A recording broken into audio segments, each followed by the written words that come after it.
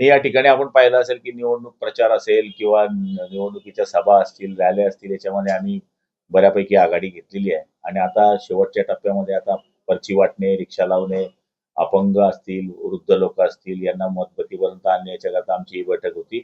आणि त्या पद्धतीची आखणी आता कार्यकर्त्यांमध्ये आम्ही केलेली आहे. आणि आम्हाला खात्री आहे की आपण जर पाहिलं तर 75 पैकी 12 सीट ह्या पहिले जाऊन अप्रोच झालेल्या आहेत. त्यामुळे इथे महायुतीची सत्ता येण्याला आम्हाला काही अडचण वाटत नाही. तो पण आपण जर विचार केला तर राज्यात पहिल्यांदाच आपली महापालिका अशी असेल की पालकमंत्री या नात्याने तुम्ही 150 कोटी रुपयाचा निधी या महापालिकेत दिला होता. त्याच्यामुळे या सर्व गोष्टींचा परिणाम होऊन महायुतीच्या बरोबर लोक राहतील असं वाटतंय का तुम्हाला? निश्चितपणाने आता आपण पाहिलं असेल शहराच्या काही मध्यभागी निश्चितपणाने कामं कमी झाल्यामुळे लोकांमध्ये थोडी नाराजी आहे. पण काही एरियामध्ये आम्ही पैसे दिले, कॉलन्या एरियामध्ये पैसे दिले. त्यामुळे काही ठिकाणी लोकांमध्ये या गोष्टीचा दिलासा सुद्धा आहे की डीपीटीसी मधून काही कामं झाली. पण आम्ही आता लोकांना आश्वासित केलंय की केंद्र, राज्य आणि जिल्ह्याची सत्ता ही ज्या पक्षाकडे असते त्याच पक्षाकडे जर आपण दिले, तर आता मागच्या काळात आम्ही 150 कोटी देऊ शकलो. त्यामुळे लोकांना हे माहिती आहे की पुढच्या काळातही आपल्याला सत्ता आली तर पैसे मिळतील आणि कामं होतील. त्यामुळे आम्हाला आशा वाटते की लोक आम्हाला 100% पदरामध्ये घेतील.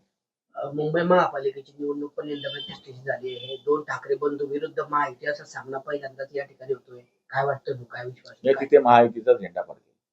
कारण आदित्य ठाकरे म्हणतात की महापालिकेची सत्ता असताना 99% निधी जो होता तो सत्ताधाऱ्यांना दिला होता. मात्र तरी पण मुंबईमध्ये एक पण मुंबई प्रेमी मंत्री नाही असं ते म्हणतायत आदित्य ठाकरे. ते त्यांच्या म्हणण्याला अर्थ नाही. लोकांचा कल काय आहे याला म्हणायला अर्थ आहे. त्यामुळे मला नाही वाटत की असं काही होईल. 100% महायुतीची सत्ता येईल. 130च्या वरती जागा येतील. राजकारणात खूप गोल मारलेत आम्ही. 16 तारखेला निकाल पण आमच्या बाजूला लागेल असं राज ठाकरेंचे चिरंजीव अमित ठाकरे म्हणतायत.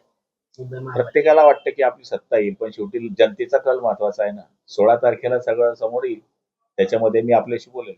हो, नाशिकमध्ये गिरीश महाजन यांना आपल्या शिवसेनेच्या पदाधिकाऱ्यांनी घेराव घातलेला होता काल संध्याकाळी मेळाव्याच्या दरम्यान आणि तिथं थोडासा गोंधळ देखील झाला.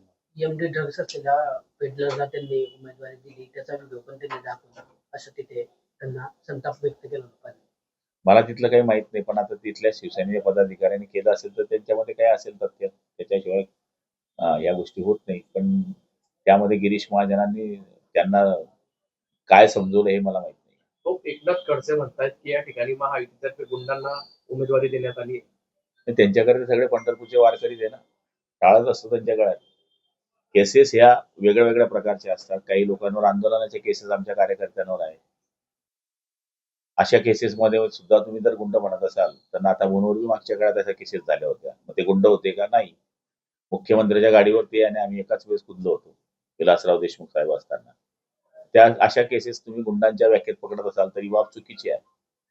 तो शिंदेचे उमेदवार जे आहेत, जिल्हाध्यक्ष अनिल अनिल शिंदेच्या घरी आज रेड निवडणूक आयोगाने छापा टाकलेला आहे.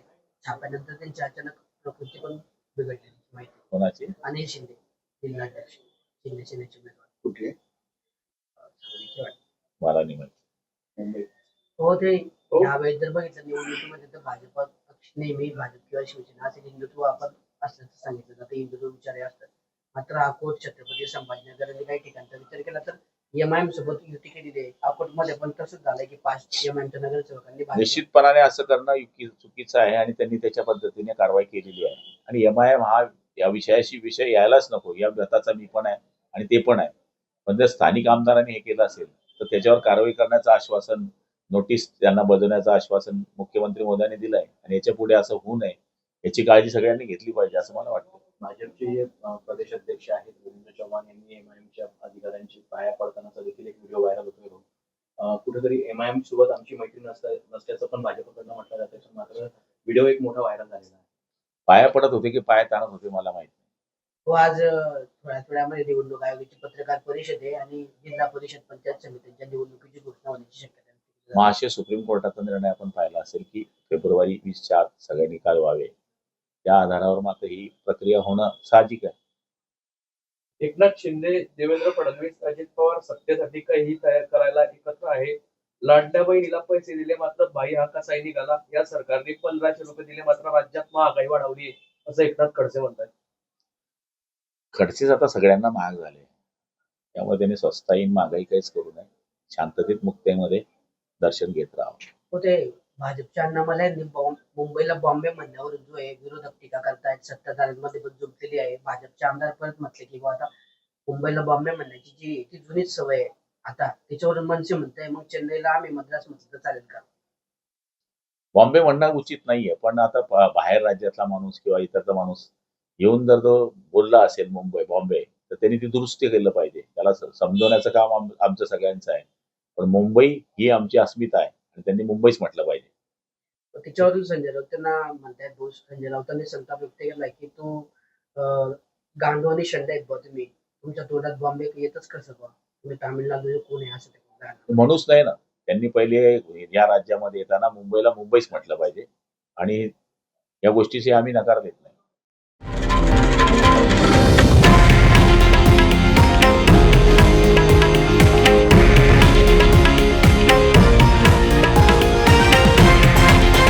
हे आहे देशातील नंबर 1 न्यूज नेटवर्क आणि आपण पाहत आहात TV9 मराठी, एकमेव.